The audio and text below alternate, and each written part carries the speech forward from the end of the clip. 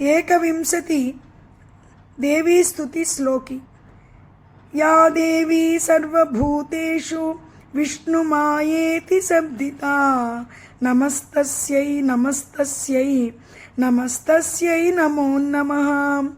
या देवी सर्वभूतेषु चेतनेत्यभिधीयते नमस्तस्यै नमस्तस्यै नमस्तस्यै नमो नमः। या देवी सर्वभूतेषु बुद्धिरूपेण संस्थिता नमस्तस्यै नमस्तस्यै नमस्तस्यै नमो नमः। या देवी सर्वभूतेषु निद्रारूपेण संस्थिता नमस्तस्यै नमस्तस्यै नमस्तस्यै नमो नमः। या देवी सर्वभूतेषु क्षुधारूपेण संस्थिता नमस्तस्यै नमस्तस्यै नमस्तस्यै नमो नमः।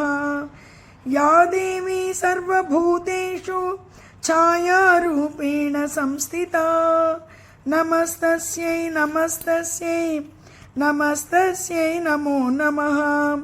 या देवी सर्वभूतेषु शक्तिरूपेण संस्थिता नमस्तस्यै नमस्तस्यै नमस्तस्यै नमो नमः।